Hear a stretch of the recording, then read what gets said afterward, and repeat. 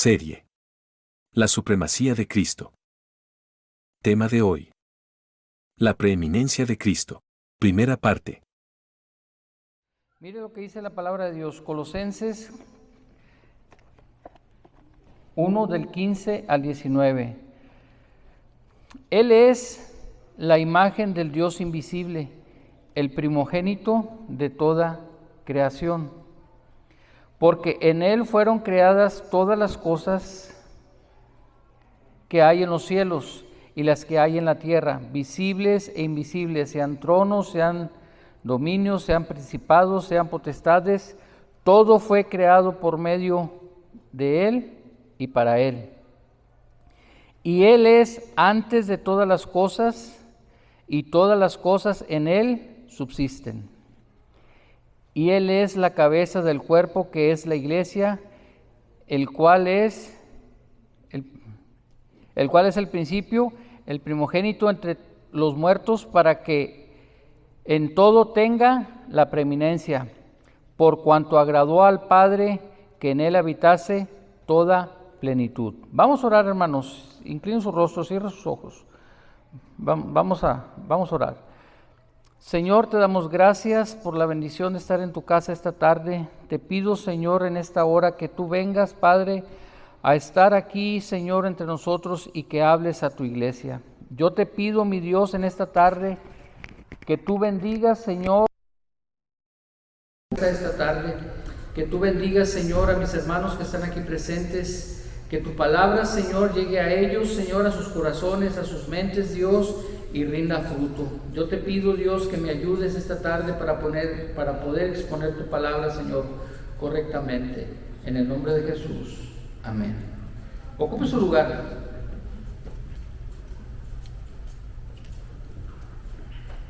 La Biblia, hermanos, es el libro por excelencia que habla acerca de Jesucristo. Amén. El Antiguo Testamento, hermanos, registra la preparación de Jesús para que Él viniera a esta tierra. Los evangelios lo presentan como Dios hecho carne. En el libro de los Hechos, hermanos, el mensaje central es acerca del Dios hecho hombre, del Dios que viene a perdonar los pecados de la humanidad. Las epístolas, hermanos, las epístolas generales, todas en sí, hablan de la obra de Cristo, de su personificación, de su encarnación y de su dominio sobre la iglesia. En Apocalipsis podemos ver a Cristo reinando, hermanos, como Rey de Reyes y Señor de Señores. Pero ningún pasaje de la Escritura, hermanos, es tan contundente acerca de la persona de Jesús como este pasaje, hermanos, que acabamos de leer, de primera de Colosenses 1, del 15 al 19. Este solo pasaje, hermanos, destruye por completo cualquier duda o confusión sobre la verdadera identidad de Jesús. ¿Ok? Esto, hermanos, que yo quiero enseñarles esta noche es crucial para que nosotros entendamos la fe cristiana, para que nosotros podamos comprender en qué o en quién hemos creído. ¿Ok? Como he venido mencionando durante ya varias veces, creo 8, hoy 9 yo creo, si no, entre 8 y 9 enseñanzas llevo de este capítulo y no hemos salido de los primeros versículos. He tratado de darle el justo uso a los versículos de tal manera que los podamos entender. Como lo he mencionado varias veces, hermanos, gran parte de lo que Pablo escribió, al menos en los primeros 3 capítulos, tienen que ver con esa herejía que estaba atacando tanto la persona de Jesús como su divinidad. Los herejes negaban que Cristo pudiera haberse hecho carne. De hecho, hermanos, enseñaban una forma de dualismo filosófico, algo que se debate entre esto. Miren, ellos decían que la materia, el cuerpo, la materia es esencialmente mala, pero el espíritu es bueno, ¿ok? Entonces ellos decían que si la materia era mala, ¿cómo es que un Dios bueno podía hacerse presente en un cuerpo? ¿Sí me estoy explicando? Entonces decían, no, o es hombre o es Dios, pero no puede ser las dos cosas. Sí, esa era la ideología que se estaba metiendo en la iglesia. Eso, hermanos, esa idea hace que la persona de Jesús se convierta en insuficiente para la salvación de las personas. Es así como hoy en día todavía estas ideas prevalecen. Ahorita le voy a explicar quiénes enseñan todavía esto que yo le estoy diciendo. Todavía se enseña hoy en día. Todavía hay religiones basadas en el cristianismo que enseñan esto que yo le estoy diciendo. ¿Ok? Practicaban, entre otras cosas, hermanos, la adoración a los ángeles. Ellos le llamaban emanaciones buenas. Ahorita les voy a explicar estos términos de lo que les estoy hablando. Así de que los 3 primeros capítulos de Colosenses atacan de frente esas herejías, y Pablo en el capítulo 2, en el versículo 9, aparte de este versículo que yo les estoy diciendo, tajantemente habla acerca de la persona de Jesús y dice que en él habita corporalmente la plenitud de la deidad. Está diciendo que todo lo que es Dios habita en la persona encarnada de Jesucristo. Y ahorita vamos a ver por qué es importante todo esto. Pablo, hermanos, aparte de eso, ataca otra doctrina que se estaba metiendo ahí, que es parte del gnosticismo que todavía se mantiene hasta el día de hoy, en donde es necesario tener un conocimiento muy profundo de lo que es Dios para poder llegar a ser salvos, ¿ok? Y entran en una especie de misticismo y ponen a Dios en un estado muy místico, de tal forma, pues, ¿quién puede alcanzar semejante conocimiento? Y sin embargo, Pablo les dice, ahí en Colosenses dice que en Cristo, en Colosenses 2:3, en Cristo están escondidos todos los tesoros de la sabiduría y del conocimiento. En otras palabras, para yo conocer a Dios, solo tengo que conocer a Jesús. ¿Me estoy explicando, hermanos? ¿Ok? Entonces, vamos a avanzar un poquito. Miren, el libro de este pasaje de Colosenses revela la verdadera identidad, como le decía, de nuestro Señor. Fíjese bien, en relación con Dios, con el universo, con el mundo invisible, que es el mundo de los espíritus, los demonios y los ángeles, ¿ok? Y la iglesia, ¿ok? Le voy a hablar ahorita solamente de lo que es en relación con Dios, la identidad de Jesús en relación con Dios.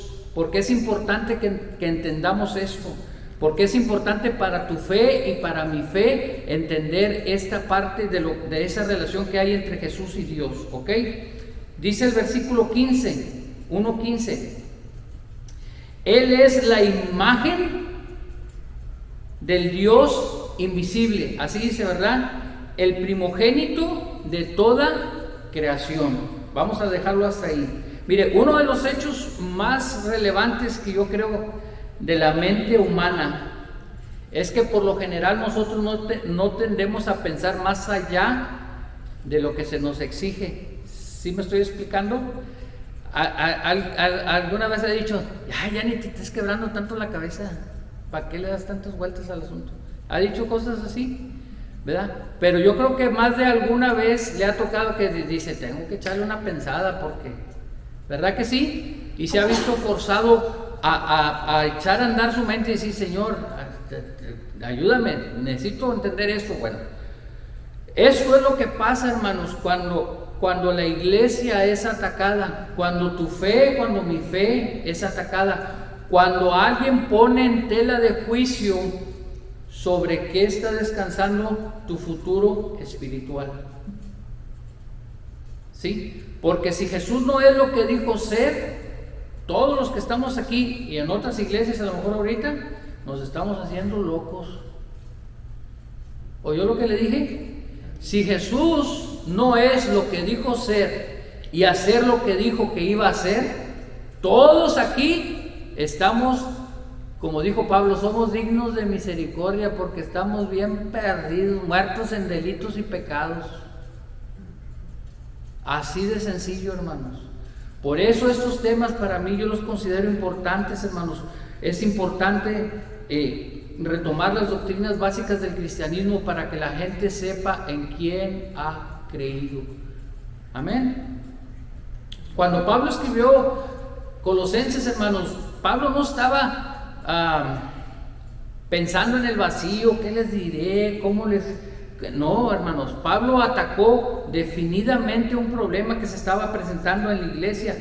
Lo que hoy conocemos, ha oído hablar de los intelectuales o los libres pensadores, son los que andan poniendo ahí esas leyes tontas y ridículas que están poniendo en todas partes del mundo. No creen que nomás es aquí en Estados Unidos, México se está llenando de todo eso, Centroamérica se está llenando de todo eso. Estados Unidos, pues ni se diga, hermanos, se está llenando de esos intelectuales y libres pensadores que han reducido la dignidad del ser humano.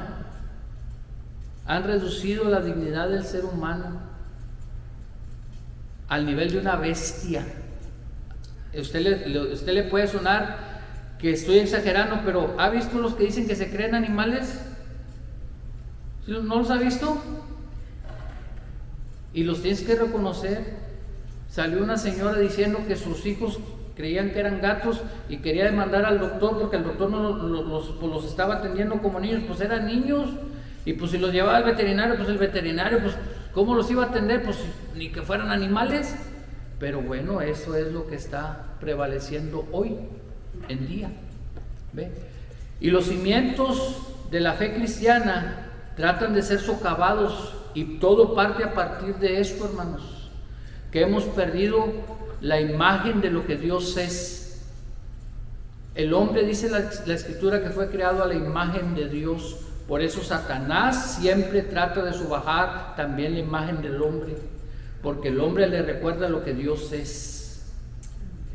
Eso es lo que enseña la Escritura. Fuimos creados a la imagen de Dios. Ahorita les voy a hablar un poquito de eso.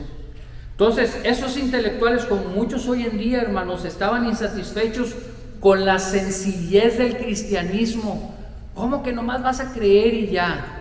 No, hacen falta ritos, hace falta esto, hace falta lo otro, hace falta esto. Como hoy en día, hermanos, que hay mucha filosofía, que hay mucha psicología, que hay mucho de eso, que hay mucho del otro. Le agregan y le agregan y le agregan. No les alcanza con Jesucristo y su palabra. Y Pablo trata de sacar de la iglesia todo eso. Entonces, mire, como les decía al principio, los gnósticos partían de la convicción de que la materia era absolutamente mala. Ellos decían que la materia era eterna. ¿Oyó bien lo que le dije? Ellos decían que la materia era eterna, ¿sí? Y que Dios había tomado esa materia defectuosa para crear el mundo y el universo, ¿sí? Pero la Biblia dice en Génesis que cuando Dios creó todo, vio que era, ¿cómo dice? Era bueno. 2, la materia no existía.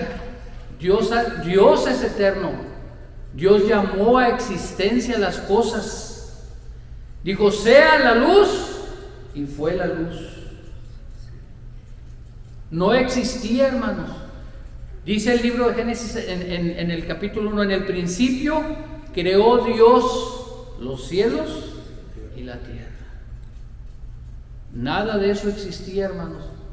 Y luego estos hombres decían, bueno, miren, lo que pasa es que ese Dios del que ustedes hablan es tan puro que tuvo que emanar, así decían ellos, otro espíritu menos puro, y luego otro, y luego otro, y luego otro, y luego otro, hasta llegar a Jesús.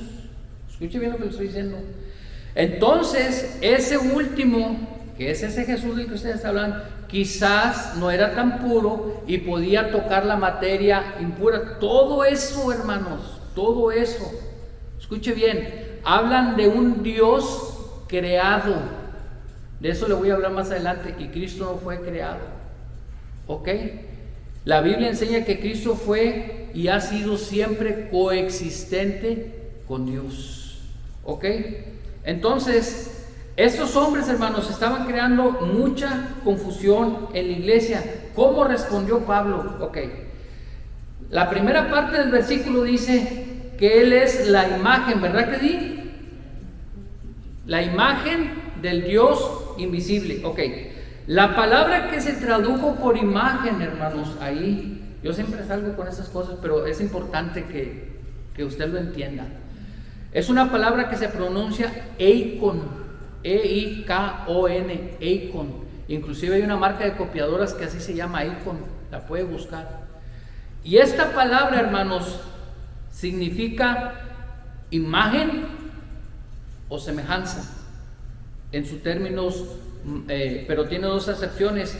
Habla, hermanos, de una semejanza como cuando tú te ves en el espejo. ¿Me estoy explicando?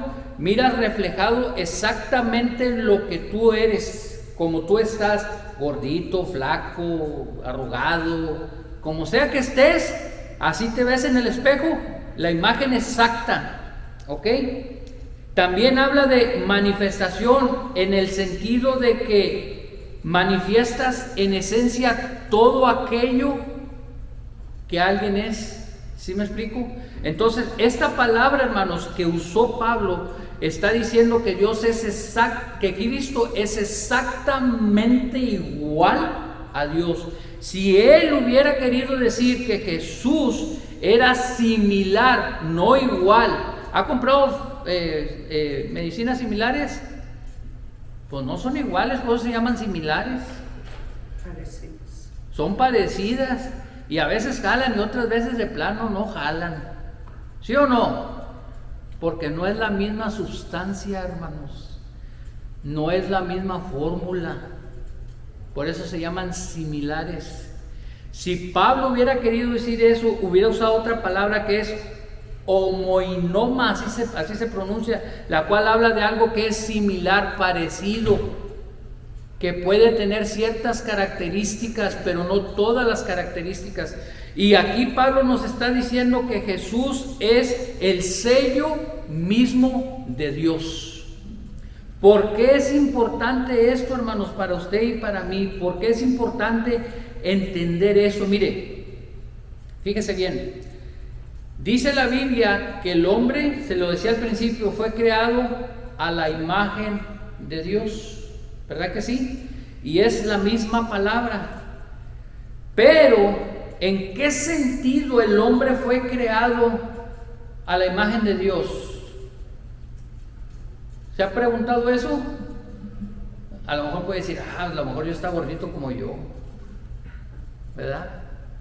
O a lo mejor está viejito como yo. No, hermanos, Dios creó al hombre a su imagen y semejanza. ¿En qué sentido, hermanos? Dios conmutó parte de su esencia en el hombre, es decir, transmitió, por decir, ¿cuántos sienten amor? ¿Qué dice la Biblia que Dios es? ¿Cuántos sienten tristeza? ¿Han sentido tristeza? ¿Han leído cuando Dios dice, Dios le dolió en su corazón? Transmitió, hermanos, esa parte de los sentimientos, de la personalidad del ser humano. ¿Me estoy explicando? En ese sentido, el ser humano está diseñado para estar en relación con Dios. Por eso es que el hombre puede responder a ese llamado. ¿Me explico? Porque Dios transmitió, conmutó, pasó en nosotros, puso esas cosas, y eso nos hace más fácil que nosotros podamos tener esa relación con Dios. Escuche bien, el hombre, hermanos, cuando cayó, cuando el hombre pecó, desfiguró esa imagen. ¿Por qué? Porque si bien el hombre fue creado a la imagen y semejanza de Dios, en un principio no había pecado, pero ahora el pecado ha desfigurado esa imagen en el ser humano. Es por eso que Satanás, cuando toma la vida de una persona, siempre trata de destruirla, todo lo que pueda, de destruir esa imagen. ¿Sí? Escuche bien, para usted y para mí, para todo aquel que ha creído en Cristo Jesús, hay una promesa. Por eso es la importancia de entender quién es Jesús. Romanos 8:9, vaya conmigo allá a Romanos 8:9.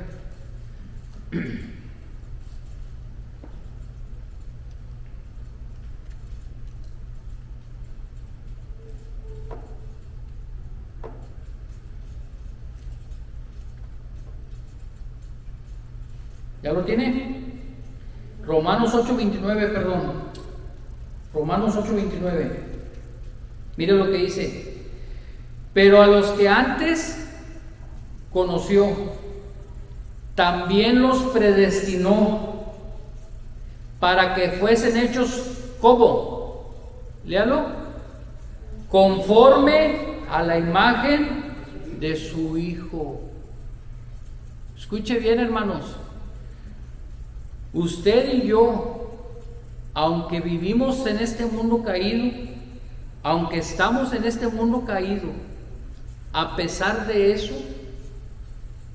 ¿sí? Una vez que creemos en Cristo, tenemos la firme promesa por parte de Dios que un día seremos semejante a Él. ¿Y sabe cómo es Cristo? Él es libre de pecado. Él es perfecto. Y un día usted y yo llegaremos a ese nivel por su gracia y por su misericordia.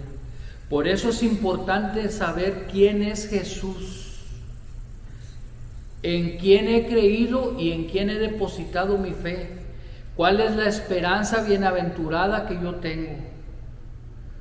Por eso puedo vivir una vida distinta, porque he entendido lo que Jesús es en mi vida. Amén. Entonces, a diferencia, hermanos, de nosotros, Jesús es perfecto en todo sentido. Su vida terrenal, hermanos, fue perfecta. Dice la Biblia que Él fue tentado en todo. ¿Sabe lo que significa todo? Todo. Ahí no necesito traducción ni nada, ni que dice qué palabras. Es todo, hermanos. En todos los aspectos de la vida, pero sin pecado. Fíjese bien. Vaya conmigo al libro de Hebreos. Vaya conmigo al libro de Hebreos.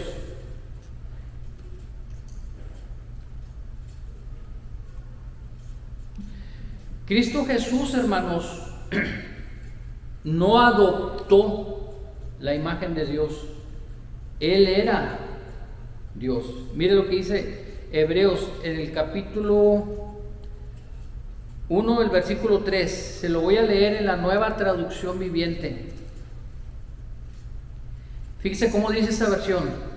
El Hijo irradia la gloria de Dios y expresa el carácter mismo de Dios, y sostiene todo con el gran poder de su palabra.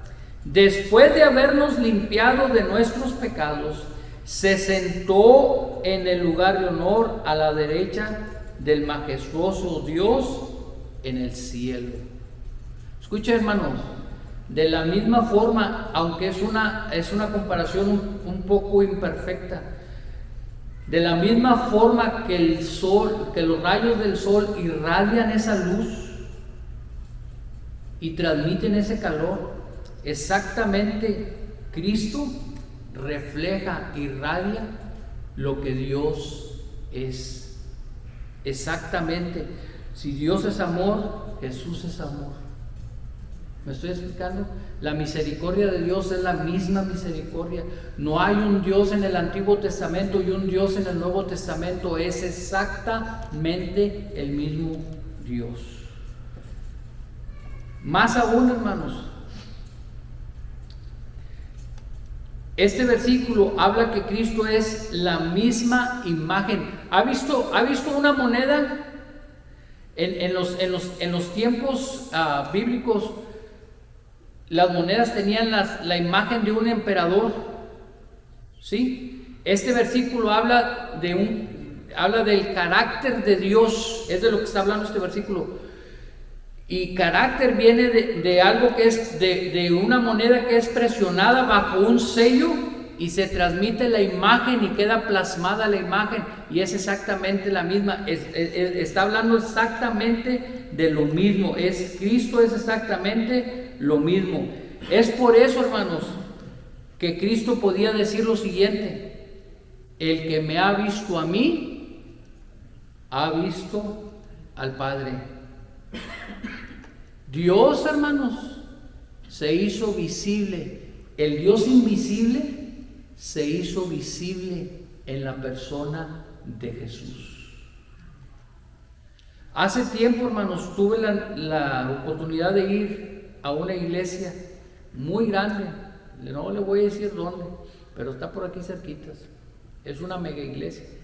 Y llevaron a un hombre ahí a predicar, entre otros que pasaron ahí. Y él hablaba mucho de la teología del Padre, que la teología del Padre, que la teología del Padre. Y dije, pues este hombre, ¿qué rollo trae ahí?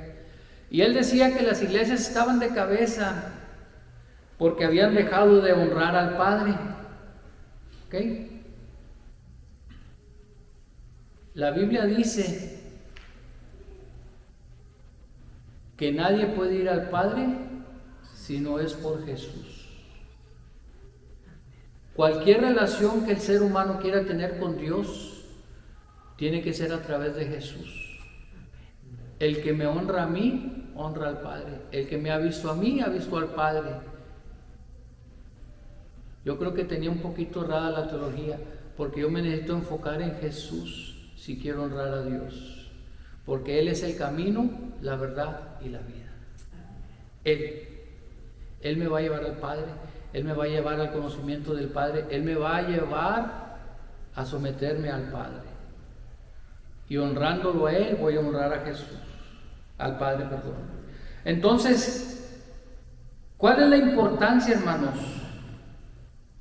¿Cuál es la importancia de todo esto? Usted va a decir, oiga, hermano, pues es bastante rollo. Y luego, ¿cuál es la importancia? Ok. Le voy a dar tres razones. Primero que nada, Cristo, al ser Dios, nos muestra el corazón de Dios, su amor, su gracia, su bondad, su misericordia, su grandeza. Todos los atributos de Dios están presentes en Jesús. Al ser Dios, está libre de pecado. Escuche bien, hermano, esto es importante.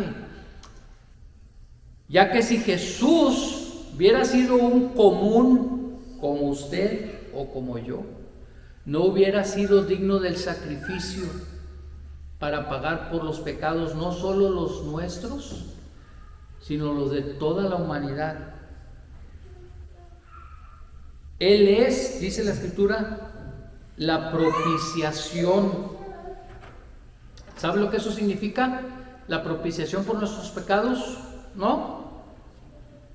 Usted y yo estábamos enemistados con Dios.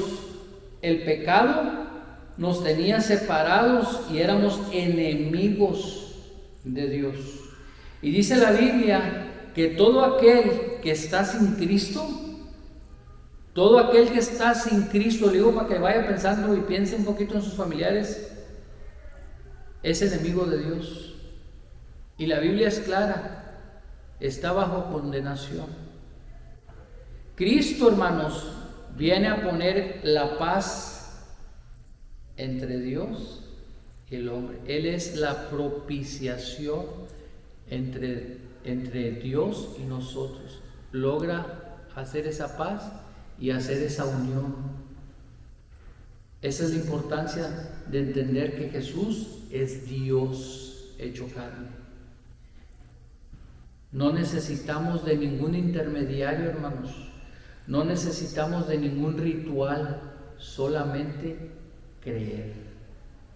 Solamente creer. Los testigos de Jehová, hermanos, los mormones y muchas otras sectas como los musulmanes, le pueden hablar de Jesús y le van a hablar bien hasta llegar a este punto. Por eso los testigos de Jehová siempre andan así, mire, de casa en casa, porque la salvación es por obras. Los mormones igual, por eso andan así, mire, bien recio, porque la salvación es por obras. Es más, es tan peor, porque ellos dicen que puedes llegar a evolucionar en el conocimiento y espiritualmente hasta llegar a convertirte en Dios. Ellos nos enseñan eso. Y gobernar tu propio planeta y tener tus propios seres ahí para que tú los gobiernes. El hombre no está destinado para eso, hermanos. Hay un solo Dios. Amén. Un solo Dios. No hay más. No hay más. Entonces, esta tercera razón que yo le acabo de dar, hermanos, mire, vaya conmigo a Primera de Juan. A Primera de Juan, en el capítulo 2, el versículo 2. No traigo la cita y le voy a pedir a alguien que tenga voz fuerte que me la lea. Primera de Juan 2:2. Me sé parte de la cita. ¿Alguien la tiene? ¿Que me la quiera leer? Mano Montelongo. Y Él es la propiciación por nuestros pecados, y no solamente por los nuestros, sino también por los de todo el mundo. Ahí está, se cumple lo que le acabo de decir, hermanos. Él es el que puso la paz entre el hombre pecador y el Dios airado. Antes éramos enemigos, ahora somos hijos de Dios. Y como somos hijos de Dios, hermanos, somos coherederos con Cristo, lo que hemos visto en las clases anteriores. Amén. ¿No le da gracias a Dios por eso, hermanos? Amén. Yo le doy gracias a Dios por eso, hermanos. Vamos a la última parte, ya voy a acabar, se lo prometo. La siguiente parte del versículo 15 dice que Él es el primogénito de toda creación. Y aquí viene una pregunta. ¿Fue Jesús creado? Porque ese es el texto predilecto de los testigos de Jehová para decir que Cristo fue creado. Parece que hablara de eso, pero no, hermanos. La Biblia no enseña que Cristo fue creado, sino que más bien es el creador. En Colosenses 1:16 dice ahí, porque en Él, en Jesucristo, fueron creadas todas las cosas. Dice ese versículo que todo fue creado por medio de Él y para Él. Entonces, ¿de qué está hablando aquí? Escuche bien. Aquí traigo la palabra, pero ya no se la voy a decir para no enredarlo más. Pero esa palabra, hermanos, que se tradujo por primogénito, habla no de primogenitura de nacimiento, sino de posición. ¿Me estoy explicando? Habla de una posición de preeminencia, no de orden cronológico. ¿Sí me estoy explicando? Este nació primero y luego el otro y luego el otro. Por si mi hija nació primero y luego nació Luis, mi hijo. Mi primogénita es Daniela, en orden cronológico. Pero aquí no está hablando en orden cronológico, sino en orden de importancia y autoridad. Cristo, hermanos, este versículo lo que está diciendo es que Cristo está sobre toda autoridad. Él tiene la preeminencia en todo. Todas las prerrogativas de Dios, todo el poder, toda autoridad, todo lo que Dios tiene, Jesús lo puede ejercer de la misma manera. De eso está hablando este versículo, hermanos. Entonces, mire, cuando le caigan ahí los testigos de Jehová, o si le llegan a caer de repente ahí los mormones o cualquier cosa de esa, mire, no discuta mucho con ellos. A mí me caen bien seguidos los mormones. Y pues ahí la mayoría son muchachitos gringos y hablan el español más mucho que el inglés que yo tengo, que también está medio Span-English. Entonces hay más que bien nos damos a entender, y ahí a veces platico un poquito con ellos, para tratar, ¿verdad?, de orientarlos un poquito, pero no discuta con ellos, hermanos. Nomás dígale que usted es creyente, que usted es hijo de Dios, y tenga cuidado con lo que escucha. La iglesia primitiva, hermanos, creía que Jesús era exactamente igual a Dios, y yo le digo a usted que el Dios que nosotros tenemos, Jesucristo, es exactamente igual a Dios. Él es la propiciación para tu pecado y para el mío. Si hay algo todavía en tu vida que tú pienses que Dios no pudo perdonar, déjame te digo algo, hermano, no hay pecado que Cristo no pueda cubrir. Su sangre, su sacrificio vertido en la cruz del Calvario es suficiente para perdonar cualquier pecado, para ponerte en el correcto orden con Dios. Como hijo de Dios, está listo para restaurar tu vida y la mía. Está listo para perdonar nuestros pecados y ponernos otra vez en comunión con el Padre. El Dios que tenemos, hermanos, es el mismo Dios que dijo sea la luz. Ese mismo poder que está ahí aún es el mismo poder que está ahí hoy para perdonar, para lavar, para restaurar, para traer sanidad, para traer paz, para arreglar tu matrimonio, para arreglar la vida con tus hijos.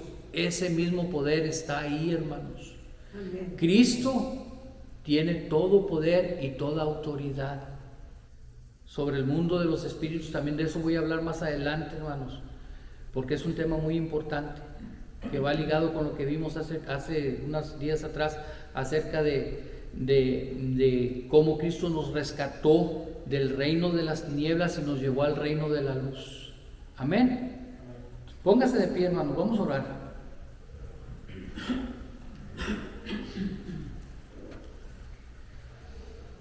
Voy a leer este último versículo para cerrar. Gálatas 4, los versículos del 4 al 7. Mire lo que dice la palabra de Dios. Pero cuando se cumplió el tiempo establecido, Dios envió a su Hijo, nacido de una mujer y sujeto a la ley. Oiga bien, Dios le envió para que comprara la libertad de los que éramos esclavos de la ley, a fin de poder adoptarnos como sus propios hijos.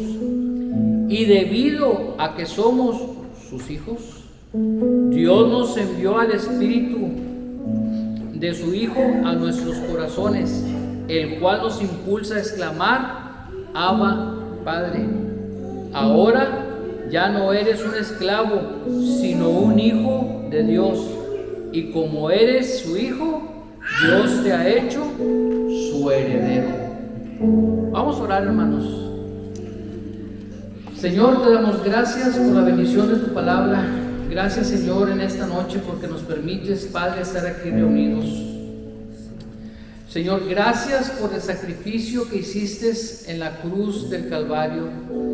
Gracias, Señor, porque la palabra, Señor, tuya dice que siendo igual a Dios, no te aferraste a ser igual a Dios, sino que te humillaste, Señor, y viniste a nacer como hombre para poder, Señor, tender ese puente entre el hombre caído y su Creador. Señor, yo te pido que nos perdones, Padre, si es que te hemos fallado. Si hay todavía, Señor, algo oculto en nuestras vidas, yo te pido que tú nos perdones, Señor. Que tu Espíritu Santo redarguya nuestras mentes, nuestros corazones, Dios, para que entreguemos esas áreas de nuestra vida, Señor, a ti, para que tú gobiernes en ellas. Yo te doy gracias, Señor, porque tú me amaste aún sin yo conocerte. Tú diste tu vida por mí, Señor, aún sin yo saber de ti. Tú estabas pagando el precio, Señor, por mi vida. Gracias, Dios, porque en ti tengo esperanza. Y sé que un día, Señor, he de ser libre de todo, Señor, y estaré contigo por siempre. Gracias, Señor Jesús, por tu amor, por tu misericordia, por tu bondad y por todo lo que has hecho en nuestras vidas. En el nombre de Cristo Jesús.